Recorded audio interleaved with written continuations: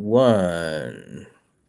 Good morning, everybody. It is 11 o'clock, 11:03 in Columbus, Ohio, where myself and RJ Pepino are streaming live. And today we're ready to be back, is what we are ready for. We have been, RJ was in New York, then he had COVID, then I was in Florida, and we actually had to evacuate Florida. So we're sending all the good vibes, as a matter of fact, to especially that Gulf Coast of Florida. Hurricane Milton will be hitting today. So hopefully, if you're in the Florida area and you're viewing this, or you have loved ones and have property down there, hopefully you are as prepared as you possibly can be and evacuated if need be. But it's supposed to be pretty bad. So we are grateful to be back at it together in the studio. Feels like forever. RJ, how we doing? Feeling great. Feeling great. I'm excited to talk about today's episode we have for you. And like Dave was saying, definitely send some prayers and some positive vibes to Florida because they're about to get hit again. And the people that I follow on the socials in Florida, they just got their things in order from the last hurricane, and they're getting hit again. So definitely feel for them. We got to take care of our people for sure. We were able to dodge Helene, so we were in Sarasota, and they got nailed. Siesta Key, man. I mean, anything close to water during these hurricanes, these surges, massive waves, it floods everything. And Sarasota got hit for Helene. We were able to escape Helene by going down to Naples, Florida, and we were only back for a couple days. And then we got word of what was then a tropical storm, which is Milton, and now it's a full blown. I think it's like a Category 4, maybe hurricane. It's going to be bad. So all the good vibes to Florida and everybody down there. And we are very excited to get into today's topic. A lot of value in this, and this is so important. Like we always talk about on our channel, there's really certain fundamentals that can be applied to any type of real estate that you're doing. As we all know, real estate is a very vast field. It's a vast industry. There's many types of real estate. There's everything from raw land to industrial real estate, multifamily, single family. You got retail, you got storefront, you got triple net leases and, tenants and the whole deal. It's a very vast thing, but there's a few fundamentals that we always preach that really could be applied to any type of real estate. One of them is finding off market deals. One of them is negotiating with sellers of real estate. And the third one is really what we're getting into today, and it's how to underwrite deals and how to really analyze deals. Because at the end of the day, if you don't know how to kind of evaluate a deal, you don't know what you got. You don't know if you have a deal unless you kind of understand the how to analyze and how to underwrite a deal. And a lot of time is wasted as well underwriting deals that really you don't really want to be wasting your time on. So in this live stream, we're going to be getting into some time saving pieces of value as well for you, so you can save your time. Wouldn't you agree, RJ? A lot of time is wasted on just looking at deals you're not going to do anyway. Yeah, in the beginning, you don't know what you don't know, and so I just had a conversation with a buddy of ours yesterday, and this is exactly what he needs help with. It's like, am I getting into, like, he's looking to do like a house hack, and he's sending me deals from the MLS. And just so you know, if you're sending deals or looking at deals on market, high likelihood that they're asking retail or very close to retail, and so you might not be getting a good deal there. A lot of our our focus, and not only in our flipping business, our buy and hold business, but in what we teach our students, is to get them off market. And you get them off market because nobody is going after these deals versus on the market on the MLS, where everyone's going after them, and everybody knows that it's on the market. And so you're not the only house buying company in town. And so what we have found is that, when you're analyzing deals, the first and foremost, check to see if it's listed. And if it is, see how many days on the market it's been. Have we bought deals on the market before? Yes. But typically we are offering way below what the list price is. And because you have to, if they're asking for retail, like for example, a typical deal on the market, if it's, nice rehabbed, and they're asking close to retail, well, as an investor, there's no equity. So what are you going to do with the deal? And you've heard in other lives, we make our money when we buy. Well, that's true. It's, you got to buy at a discount to get equity. And then which will go on in this live, you factor in the renovation costs. So we found the best deals off market, not on the market. And kind of a good rule of thumb, wouldn't you agree, is like, okay, find deals off market, find motivated sellers, dig through the dirt until you find the nuggets of gold, right? You got to find the deals that really no one else knows about, or find those off market, but still sell those on market, right? Selling properties is very effective. We use the MLS and use realtors very effectively, more so on the sales side of the business. Wouldn't you agree? Yeah, that's where the buyers are paying the most. That's where they're hanging out. That's where you're going to get the most for your property on the market. And it's also you have more exposure on the MLS than you would, let's say, your buyer's list of 30 to 40 or even 100 people. Thousands of Mm, people are on the MLS. absolutely. Thousands of real estate agents are looking there first. So we are going to put an emphasis on single family today. We've been doing single family real estate for a long time. We've been doing multifamily as well, but we know the majority of the people watching and a lot of our students are really rocking and rolling in the single family game, and we have noticed, just a lot of time wasted when you put yourself out there as a true buyer. Here's a few rules of thumb. When you put yourself out there as a true buyer, you're going to get a lot of deals sent to you that just don't make sense. And what we're going to do is kind of share some script language and just kind of share some philosophy with you that's going to allow you to kind of weed through the junk. And so you don't have to crunch the numbers on something if it's not even going to kind of fit in the wheelhouse and fit in the ballpark a little bit. So really some of the scripting we're going to talk about is not only working with the off-market motivated sellers that we're encouraging you to go find, but also realtors and also other wholesalers who send you deals. Now we're going to give you some language here because we want you guys getting deals at 50 cents on the dollar. This is how to build wealth. I mean, if you want a roadmap, I did a post about this recently, like getting into and buying and acquiring what I call entry-level housing or starter homes or affordable housing, and buying them at 50 to 70 cents on the dollar and then either selling them for a profit or renting them for cash flow is a surefire way to make money and build wealth and create a lifestyle and do all that. It is the roadmap. You can do it.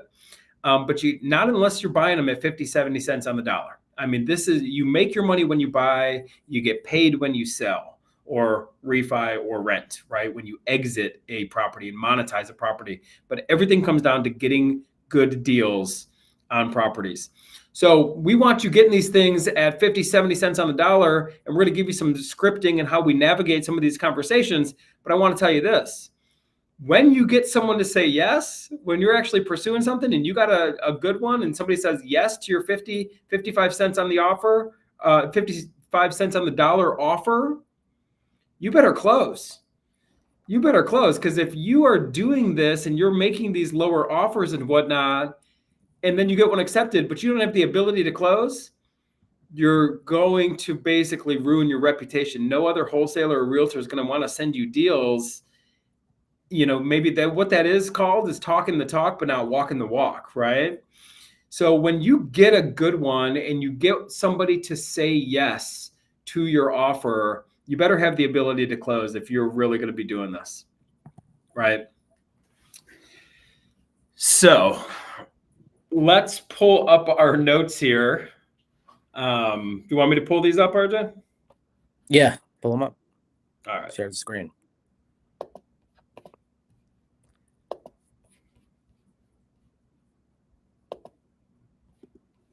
Let us know in the comments where you are watching this live from, and if you own real estate, that you're going to flip or in the process of flipping, or you own real estate as a buy and hold investor.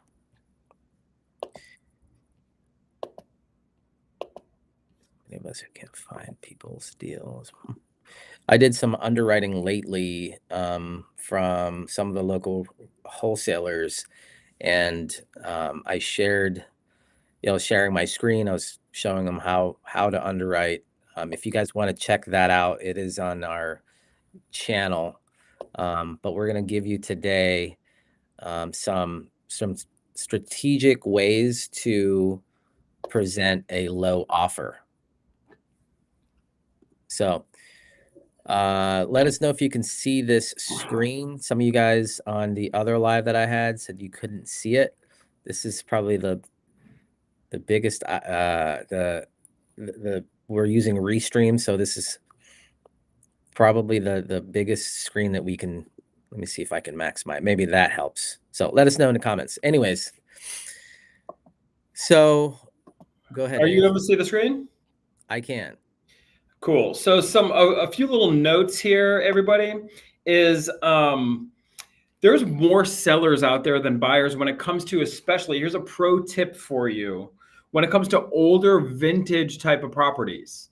Now, we all love the properties that are newer and don't need a lot of work, right? But everybody loves those. If you're looking for an opportunity, a lot of the hedge funds and whatnot, who are still buying, by the way, they are not going after the older vintage properties. And what that means for mom and pop real estate investors like us is it's a tremendous opportunity.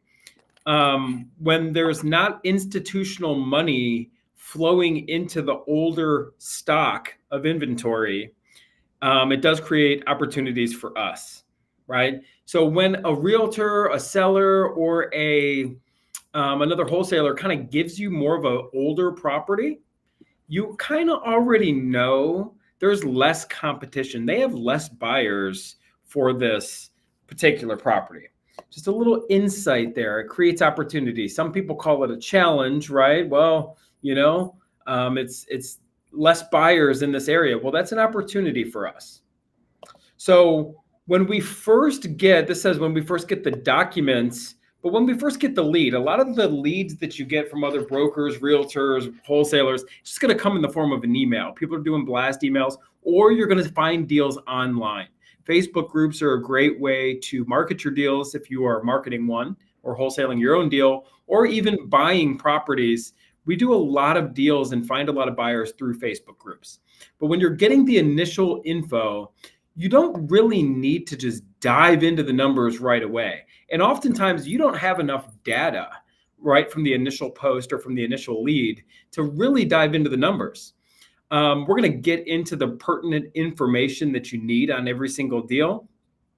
But when you're first getting this lead, typically you're not going to have enough information to really make a decision, certainly.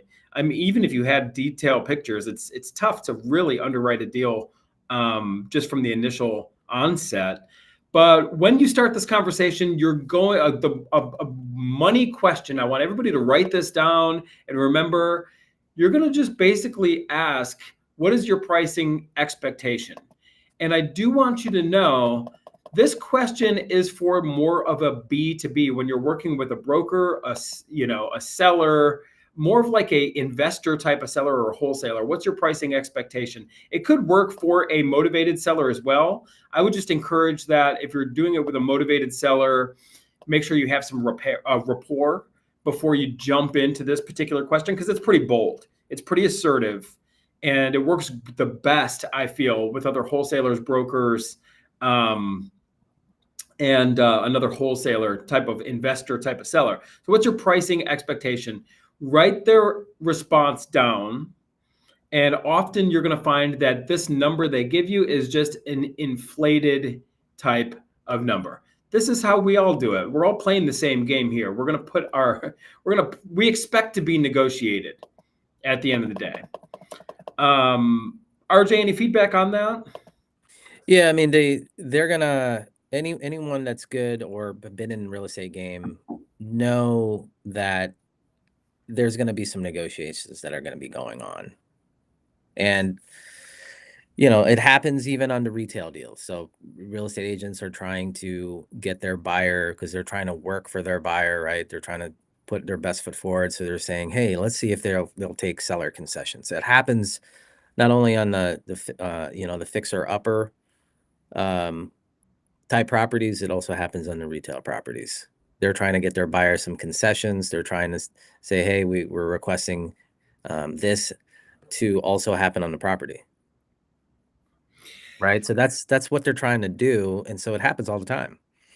Negotiations Absolutely. happen, not just only on the fixer-upper deals. Mm-hmm.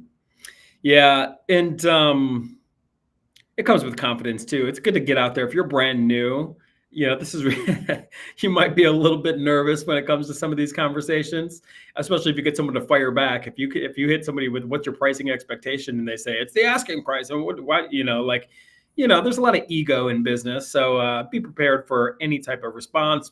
Hang in Mhm. there, be confident, and just know every lead. There's another one coming tomorrow. There's no emotion. There's another deal coming tomorrow. There always is. In fact, we were on our coaching call on Monday with our coaching community, and one of our coaching clients, Peyton, had a deal, and this thing needed way too much work, and we told him to go back to the seller and say, look, it's not going to be a fit for this reason, and it was like an investor type of seller, wholesaler, and sometimes people get pissed, right? Because they think they have a deal, they think they got you to buy this thing, and they probably don't have any other buyers, and just be prepared to do this quite a bit and don't take things personally. We did that in our business also, RJ, on the property on, I think it was 8th, right? We had a buyer for a certain number and they didn't, sign the contract. They were reluctant to sign the contract. So we canceled the deal and we went and found somebody for $15,000 more. They were Mhm. probably a little bit perturbed by that, but this is the business that we're in, and we're just encouraging you all to make logical decisions and logical conversations and not take things personally.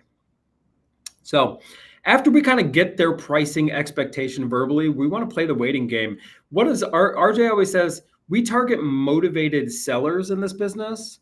We're not a motivated buyer, right? And this kind of reminds me of when you're dating and you got a crush on somebody and you send them a text and maybe they don't text you back. If you're texting with someone and you're dating them, if you text back right away, it kind of shows like you don't have a life, right? Like you're just waiting by the phone for them to call or text. You want to play the waiting game a little bit in business as well. So play the waiting game, wait about 48 hours or so after they give you this verbal pricing expectation. And then you're going to respond with, this is aggressive, everybody, but you're going to respond with, I'm at 50% of what you told me.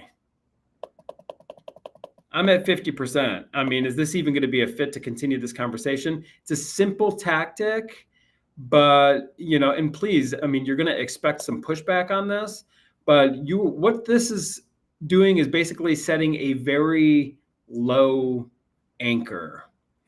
And RJ is going to get more into kind of what we call the low anchor. But what I wanted to make the observation here is you're kind of throwing this out there verbally. You played the waiting game a little bit.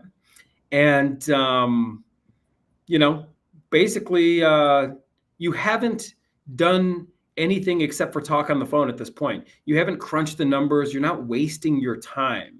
So this is just kind of the verbal game that's played in business and real estate. But what we are establishing is this low anchor. RJ, do you want to talk more on the low anchor? Yeah, so this right here, very aggressive, right? Very aggressive. So if the listing is on market, meaning it's on the MLS and you try this, they're probably gonna say, "Look, don't waste my time."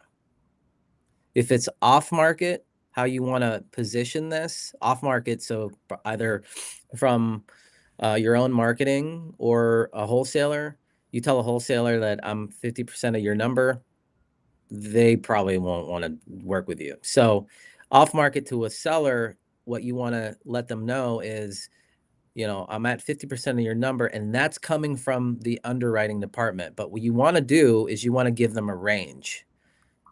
This is working really good for us right now. So let's just say that they're asking from your initial conversation. You want to write this down. So they're asking, 70K. The house is worth 120. Okay, 70K, worth 120.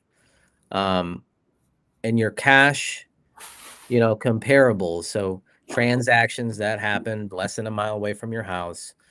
And you can get this from all the tools that are free, Zillow and, realtor.com and all this. So just the low sales, anything that's low cash sales that look like fixer uppers, they're potentially cash transactions.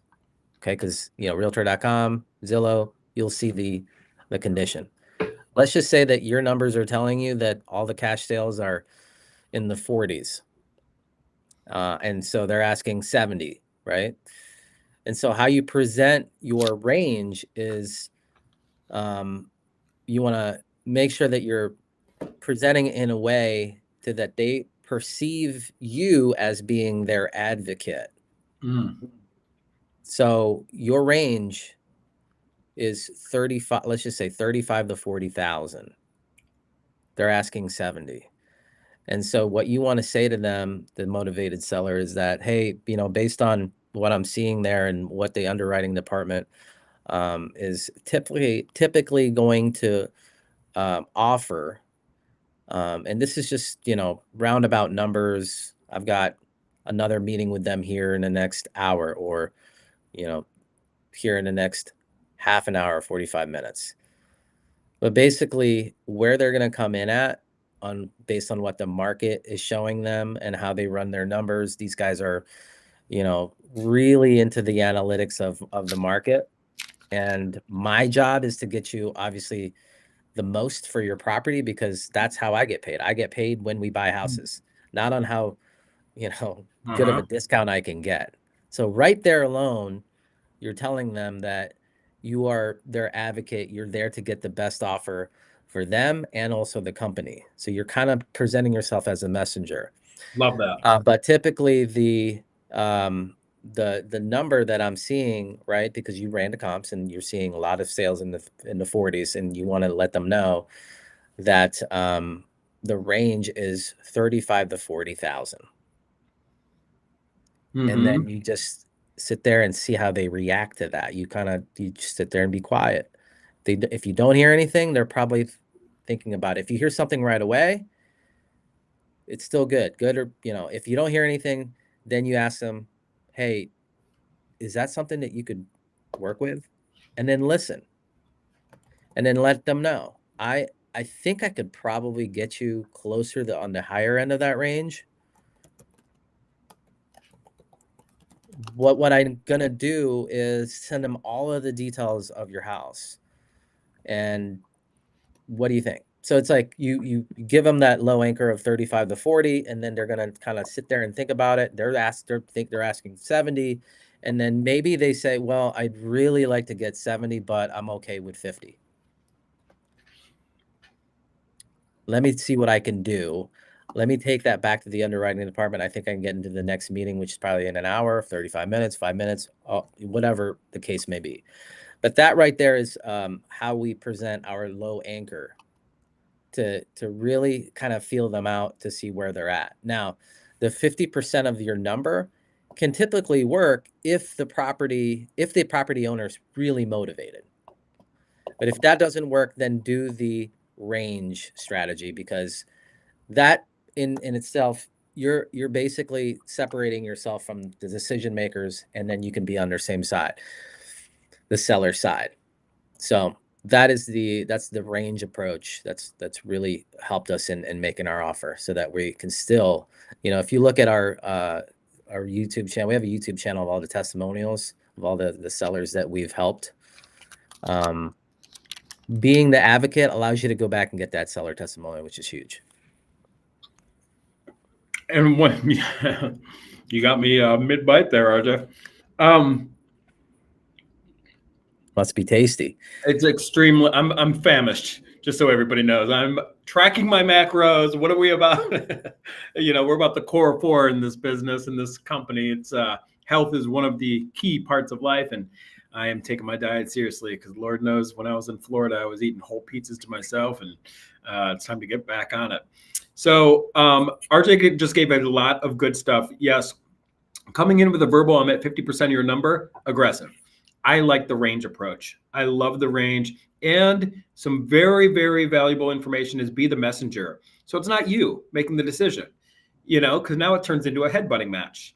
But when it's like, I'm your advocate, I am on your side, and it's me and you versus this third party, underwriting department, finance department, partner. Oh, I got this partner, the private lender. It's not me though. So you and I need to work together, Mr. Seller, to create. We got to, I think we're going to be in this range here. We need to find something, and I need to get approval from this third party. So if you're going to be mad at anybody, you're not mad at me because I'm your advocate. You're mad at this underwriting department or third party. So offer a range, create this range, create this number with the seller to present to the quote unquote underwriting department or third party.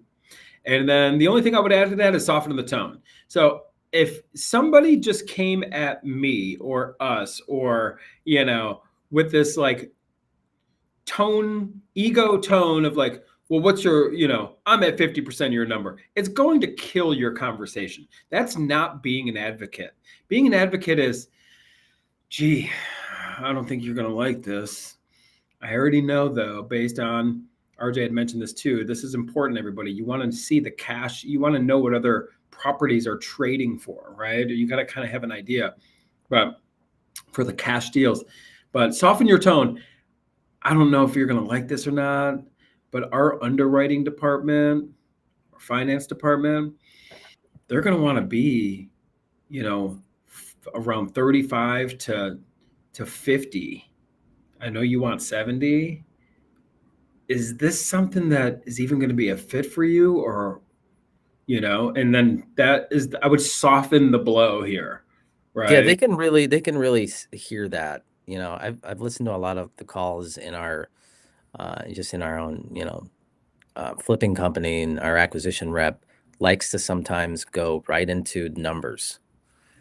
And just in like the tone of going into numbers before there's really no rapport built, it doesn't let and this is all over the phone, so it doesn't let the other person on the other end of this really have that feeling like this guy's really my advocate. So when you're having this conversation, slow down, match the tone uh, of your seller. So meaning if their energy level is like super high, make sure that you're a little bit more upbeat, and if they're kind of slow and monotone, then slow down a little bit. You want to match it. And then by actually listening to what they're saying, because they're going to tell you a lot if you just listen versus going right into your offer and understanding your numbers, and Yeah, you're going to be able to build rapport with them by really caring. People know, truly. they can just know your energy of like, oh, Oh, the guy's just all about the numbers. I know. And you're going to meet people that are all about the numbers, Yeah. but typically those people are not the majority. The majority of who is a Mhm. motivated seller is typically somebody that, we talk about the our debt, divorce, um, Disease. disease. Like Yeah. they need someone to hear them out. The one that wants to talk numbers, typically a business person. Yeah. We don't run across that a lot. It's you know, um, grandma. It's like Yeah. older people. It's like like people that are in a bind. And if you just sit there and understand their situation and empathize with Yes. them in their situation, they're gonna hear it on the phone. So before you even get into what the offer, what we just went, like it goes a long way when you can listen to somebody. So you got to like get into listening mode, curiosity mode, Totally. and get to know their situation before you start even, what we're going to go into here is ARV, repairs, rent, purchase price. Before you even go into numbers, just listen to them and know their pain and empathize, because that's going to really show on the phone. They're going to know if you actually care for them, if you can actually be an advocate for them. We have couldn't agree more. And let's get weird. We are energetic beings having a human experience. Right? We truly are. That's why if you walk down an alley, you know, and there's some homeless guys hanging out, you're going to get a weird feeling. It's like, I don't feel safe, right? Like, we're energetic beings. Like, if you're in an environment where you don't really know what's lurking behind the corner, it is built into our survival mechanism to be guarded. So if that's the same thing in a negotiation, if we go right into numbers, immediately the survival mechanism within your prospect is going to go into, well, this guy's all about the numbers. He's going to want to take advantage of me. We got to get into motivation and rapport, and you got to be sincere. So we've worked with students and even reps in our own company, and they understand, they follow the formula, they follow the script, and okay, I know I got to build rapport. Okay. But it's this disingenuous rapport. Yeah. Almost worse than no rapport at all. Right. I'm telling you, there is an empathy that the best salespeople is an emotional intelligence where the best salespeople have. It is not an IQ business. It is an EQ business of sales. And it's that people buy and sell things based on emotion, based on the way they think it's going to make them feel. I mean, come on, you know? So with that, it's all very good information, but just, yeah, be genuine, build the rapport when you're soften that tone. And remember, the key message here is don't be the decision maker. It is going to be a third party. But once you kind of have this range locked in, so you kind of came in around 50% of what you had talked about, of what their pricing expectations are. If you need to come off that, at least you have a range, at least you kind of have a ballpark, you kind of understand where they're going to want to land. And then now it's time to actually underwrite. So the 4 key pieces of data that you are going to basically need on every single real estate deal that you look at. Number 1 is the ARV, and that is the after repair value. You're going to find this information through sales comparables. You can get After, yeah, ARV is just what the property is worth when you fix it up. Repairs, another thing you're going to need, and this is really, excuse me, there's only one thing that we're going to talk about here on these 4 data points that's actually negotiable. Everything else is straight data. So ARV, straight data. You can't negotiate the ARV. The ARV is what the ARV is, right? Repairs, can't really negotiate. You can maybe renegotiate labor, but Home Depot prices are the same for you as they are for the next guy who's making an offer on this property. It is what it is. The repairs are the repairs, right? Mm-hmm. Rents, another data point. You can't really negotiate. The rents are the rents, when you're underwriting this deal. So you want to get an idea on what this thing is going to rent for, and the data that we're talking about here between the ARV, the repairs, the rents, and the purchase price, this is the data that you're going to use to determine not only if you're going to do this deal, but also what you're going to do with the deal, right? So, I mean, if the ARV is 500 grand and you're getting a great deal on it for 380, but the rent is low, only $2,000 a month, the data made up your exit strategy for you. There's no thinking involved, because it's like, well, okay, I'm getting a great deal at 380. It's worth 500, but my payment on the 380 is going to be $2,800 a month. It only rents for 2,000. No way I'm taking this on as a rental. It's a flip. So understanding this data, the ARV, how much you're going to need to put into it, right? The rents, understanding the rents and what you're paying for it and whatnot is going to determine if you're going to flip it or if you're going to keep it as a rental, if it's even possible to keep this thing as a rental. But the most important one that you're really makes or breaks the deal here is the purchase price.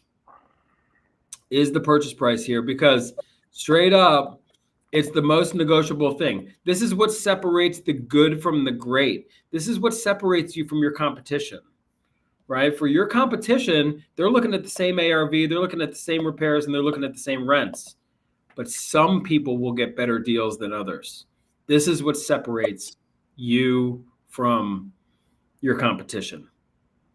So when it comes to the purchase price, remember, we're giving you a lot of ammo here to be the third party, be the messenger. Always have this third party so they're not offended. You don't want to offend these sellers, right? It's also when you're the messenger and you're the third, you have that third party underwriting department, you can go back and get a discount. You can with still being on their side. And that's why the advocate play, the messenger play, what I just shared with you, works so well. Because there's a lot of times where we got to go back and be like, you know what, I still want to do this deal. However, this came up, the underwriting department sent their inspector over there, and they noticed this happened. Did you know that this was in your foundation? You had an issue, And probably the Yeah, answer is no. I haven't, a lot of these sellers that we deal with haven't been in the property for so long, so they don't know. true. They're going off of, but being that advocate allows you to present the message and then say, look, I want to still do this for you. I know we've been working really hard on this. There might be you might have to go back to your seller and then renegotiate them to do another exit strategy, which you don't want Mm-hmm. to say exit strategy, but here's another Yeah, option that I can help you, which is probably, from a wholesale standpoint, it might be the novation play. But if you're the guy making the decisions, I mean, it's just so hard because they need to love you. You got to be like this famous comedian or something that they really like, true. because then you got to give them bad news and you're the one giving them bad news because you're the one making the decisions. It's just hard. I it's going to be challenging for you to get this offer or to renegotiate with that seller if you're not the advocate. And real quick, something I'm making a note here because I want to check in on this deal. We're doing the deal in Lancaster. They're working with us. Why? Because so many people, they put this property out there, this couple, very nice couple, inheritance property, probate deal, RJ, and they put it on Facebook. And I think they even put their phone number on there just to the public. So it just turned into an onslaught of people calling, lowballing. They got it all. They're like, some of the calls we're getting are just obnoxious and this and that. Well, I drove over there before they even put it on Facebook, shook their hand. We had a great conversation, this and that. And then I didn't show desperate. Remember, we're not motivated buyers, but we are working with motivated sellers. I told them, put it out there. I didn't tell them to put their phone number out there, but I said, hey, dude, if you could get more for it, do it. I understand that you're in the position that you're in, but just know the highest offer, a higher offer than mine is not always a better offer. People are going to be pulling numbers out of their hat. They're going to be throwing numbers at you. Please do keep in mind the majority of the people who are going to be throwing numbers at you that sound so great, they've never seen the property. They're just throwing numbers around to get you excited so they can try to control your property, right? And this could actually mess up the whole estate. You want to work with a real buyer. So even when you hear higher offers, a higher offer is not always a better offer. Keep that rapport. You got the belly to belly, right? Make them love you. And Huge statement right there. That's Dave was talking about how do you separate yourself from other people. Like we have, we're on the Better Business Bureau. It's pretty ballsy to be on the Better Business Bureau when you're dealing with in this type of business where a lot of home buying companies, you know, it's real estate, stuff falls out of contract, people get pissed off. We have had some upset sellers that we couldn't buy the property. And then we go in the Better Business Bureau, we have an A rating, and we go in and resolve it. right? So that's a huge key thing. Having the testimonials is a huge key thing. Well, how do you have testimonials? Well, you do exactly what you say you're going to do. Yeah. Well, yeah, and that goes real back, not to cut you off, but remember what we're going to give you all the ammo here on this channel. We're going to teach you all to be effective real estate investors who get great deals on properties. But when you finally get one, you better be able to close, or else you are done. If you get a reputation of somebody who's all talk but no walk, right? You're all bark and no bite. You can't pull the trigger. You can't make a deal happen. No one's ever going to send you a deal again. It's going to destroy your It's true. credibility and destroy your reputation quick. Nothing will destroy your reputation faster than not being able to perform Yeah. Yeah. at the end of the day. So we're in this part of the conversation. We're ready to make this offer, RJ. We're ready to get this thing in contract. You know, the numbers look good. Let's say after getting the data, you know, we know what the ARV is. We know it needs a lot of work, and we're like, hey, this is going to be a great flip. You know, the rents don't. You know, in your mind, because you've been through our coaching and been through our training, you know it's not going to be an ideal rental property because the rents and the values and all the data is telling you time to make an offer. We're going to treat this like a flip. We got a ballpark range. In this example, you know, the range that we're in is, you know, around 35 to 50K. I don't know how we came up. We haven't seen any purchase prices that low, by the way, you know. But for the sake of this conversation, we got a range. It's time to pin them down. It's time to make an offer. RJ, how do we approach this point of the conversation? The offer is pretty simple, guys. So we've already had that discussion of, hey, this is the range. I'm going to go to that underwriting department meeting. Let me call you back. Again, you're setting that stage of, you know, you're on the phone, you're their advocate, and you're going to go into this meeting based on what they told you about the house, the repairs. Sometimes we get pictures, but we try to get pictures, but if not, then we go off what they're saying. Okay. Then they go to this, you're at that meeting, and really the meeting is you, maybe you're by yourself, it's just you buying the house. But you go into this, you go and take your notes down, you go and run the comps, and the comps that you pulled, remember you pulled the cash comps 35 to 40, and then that was the range, and they said they wanted to be at 50, right? And your intent is to fix and flip this, right? That's the intent. And you've got repairs based on the repairs that they gave you, because sellers, you got to verify all this. If Mm-hmm. I'll go more into what to do, but let's just say the repairs are 30K, which in today's pricing, that's literally a cosmetic rehab, right? So It you got really a good is. roof, you've got solid mechanicals, and what the sale price after it's fixed up, we're at 120. So now you're going to go and make the offer. So what the offer is going to look like, so they're at 50, your range is at 45, 35 to 40. You want to stay close to that 40 mark. Remember you told them like, hey, I think I can probably get you closer to that higher end of the range. Let me go talk to them. So where they're at is 50. Your highest range is 40. Where I would go with this, because still at 40, 45 needs 30 in work. You're at 75 and it's worth 120. And the intent is to fix and flip. So I got my calculator and I want you guys to calculate this. At 120, at this price point, ideally we'd like to be what we've seen for fix and flip calculations in our market. It might be similar to your market. It's typically like 70% of that number. So 120 times 70%, you're at 84,000. So that gives you a little bit of wiggle room. So 84,000 is your all in. When I'm talking about all in, it's just your purchase price and your renovations. So in this example, purchase price and repairs. And so how you would offer this is you want to see if they can, meet you at like 45, halfway. And so you want to go back to them and say, look, I just got out of the meeting.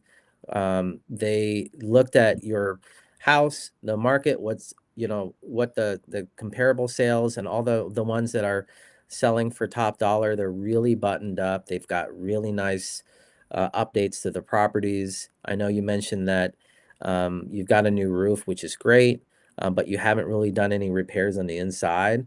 And so they were looking at it from a cosmetic side. It would be around, closer to 30K, $30,000 in cosmetic renovations. And so after all of this, just before I talk about the offer, the what your property qualifies for, what they offered, and you go and basically give them an expectation of what it's like to work with you. We Yes. can take care of you. We're gonna, you don't have to pay any fees. You don't got to do any repairs on the inside.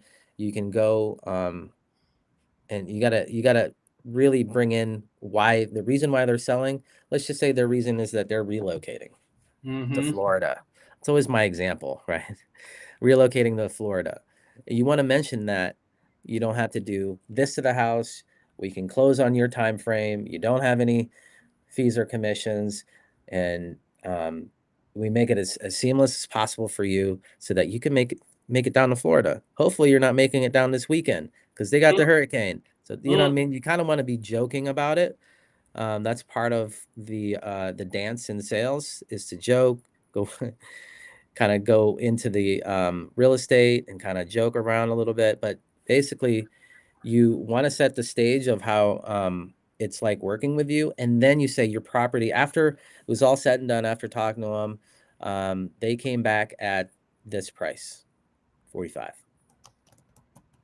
And we can do this for you based on what you're saying. You didn't want to make any repairs, and then listen to what they say.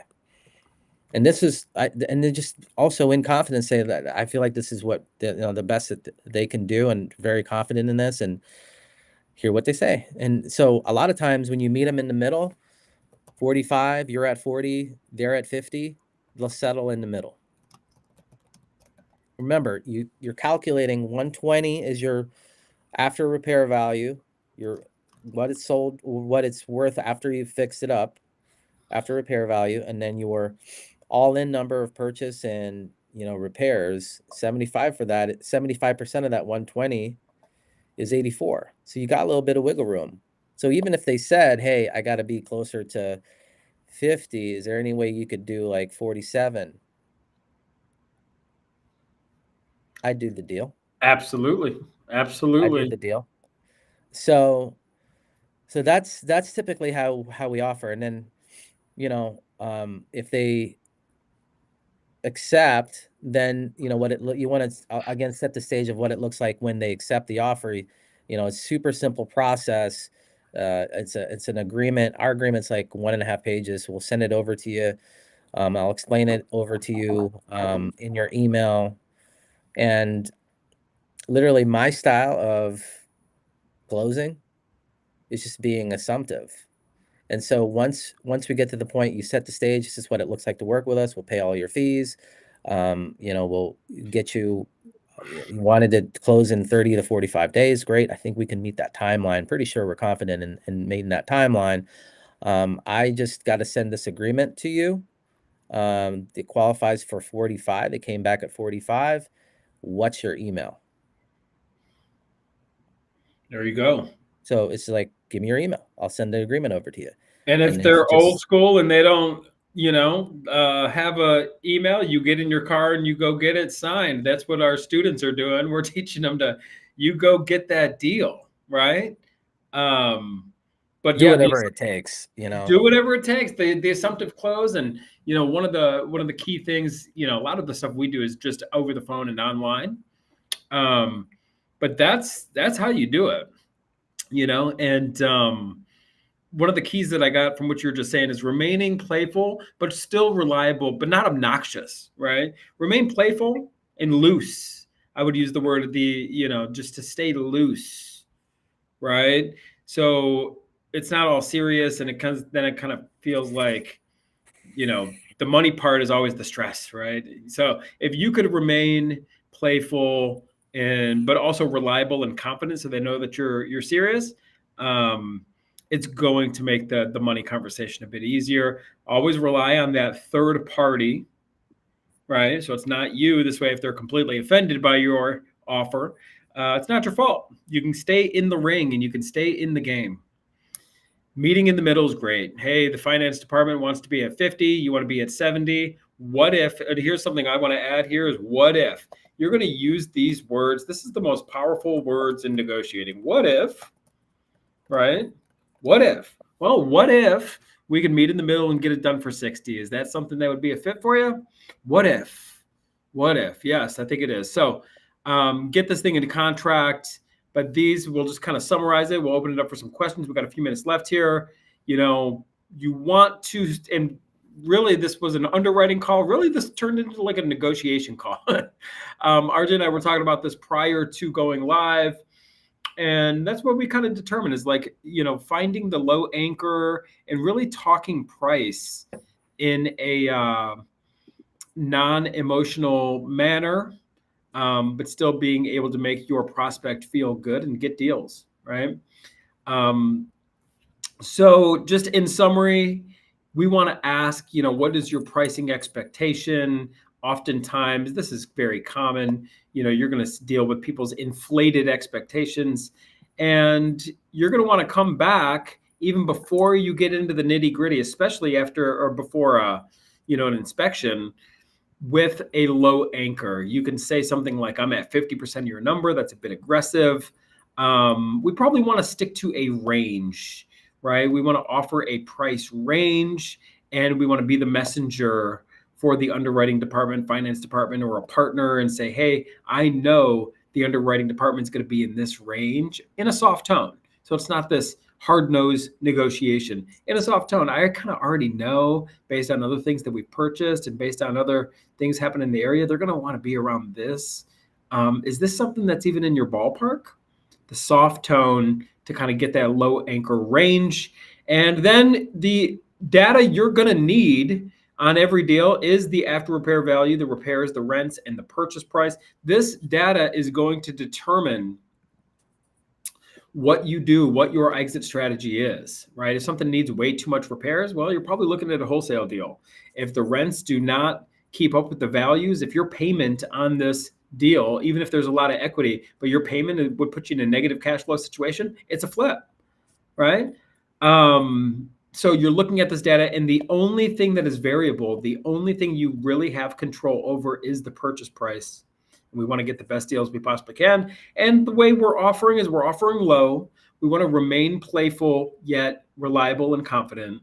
Go back to that third party. You're the advocate for them, so you stay on their side the whole time. And meet in the middle, right? What if we could meet in the middle to get this deal done? So I'm going to stop sharing my screen, head back to Restream. Let us know any questions that you have. We got a few people still on here. Let us know what kind of deals or what takeaways you got from today's live stream. Let us know what you're doing. Maybe you can add to what we are currently doing. And let us know in the chat any questions you may have. This is what we do, everybody. This is real estate investing 101. I don't care what type of real estate investor you are, buy and hold, fix and flip, wholesale. You should be doing everything, because your goal as a real estate investor is to monetize every single lead that comes across your plate, especially if you're investing in marketing. You're paying for the leads. Got to find a way to monetize these.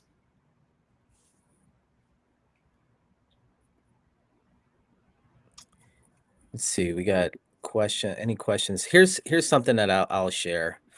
Let me grab the screen real quick. All right.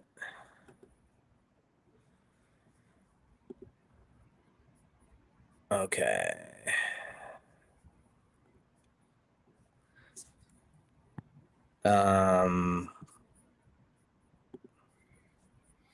See my screen, Dave?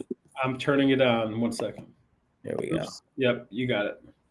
So here's some rules that we pretty much, this is how we're looking at rentals, and how we underwrite rentals. Because when you're thinking rentals, a lot of what we do to purchase them, we're using, private money, We have used hard money in the past, but what we're going to do is use the financing that a lot of the nationwide lenders for refinances or local banks have as their underwriting requirements. We're using that to reverse engineer our deals.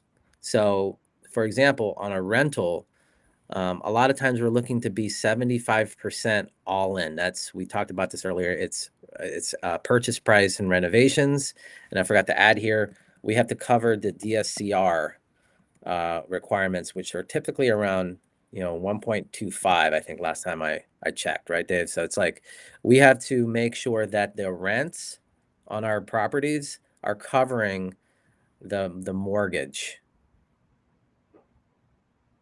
So how do we quickly factor that, Dave? So really, it's just the rent amount times 1.25. So if it's $1,000, I'm sorry, the payment, it's going to be your payment, your loan payment times 1.25. So let's pretend your loan payment is $1,000 a month times Mhm. 1.25. It's got to rent for at least $1,250 a month. So your PITI payment times 1.25. This is it, y'all. This is how we're underwriting. No, I mean, there's some nuances like we talk about. We're not buying in high crime areas. It's got to be in an area that's on the path to what's already a progressed area. So path of progress area, are like typically the um, suburbs. Okay, we're not buying anything anymore, and this might be your preference. I know a lot of guys that love the C class. We're selling a ton of our C class right now. Um, it's your preference, but typically this is what we use as our formula. We're making sure we want to make sure that the loan payment is going to be covered by the rent. We Correct. want to make sure it's in a good area. We want to make sure our numbers are 75% all in. Okay, fix and flip, switching gears. It's different. 70% all in for these price ranges. 250K to 350K. Sometimes you can get away with a little bit more. Be conservative. You can use 65%. But we like this flexibility for us because it's conservative underwriting. When we're dealing with higher range properties, which we don't do a lot of, just know that when you're raising capital on these, it's just you're increasing your risk. And so with increased risk, you want to be a little bit more conservative on your underwriting. So 70% all in, that's purchase and rehab. Mm-hmm. That's it, right?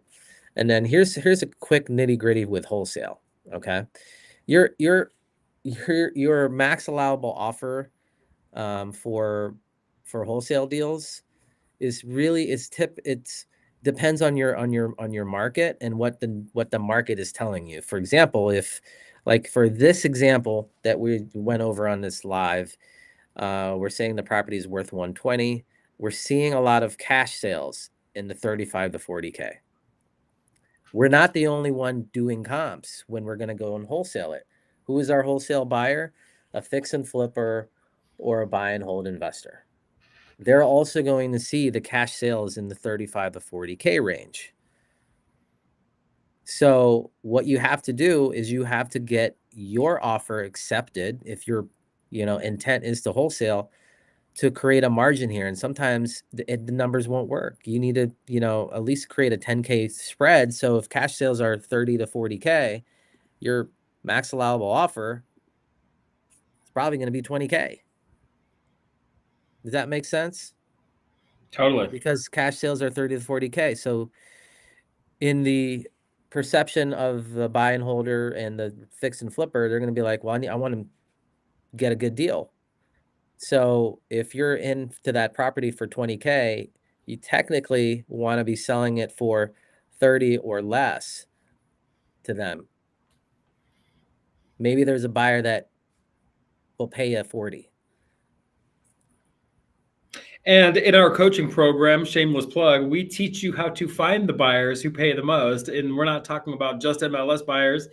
We do sell a lot of properties on the MLS, but we have tools to find off-market buyers, see who's buying, see what the buyer activity is. And that actually helps you when you're making your offers, right? You got to know what your buyer is willing to pay when you're out there offering on a product, right? So with that said, everybody, this has been another presentation of the Cream live stream. Once again, feels great to be back in the studio, in the office studio, live in Columbus, Ohio.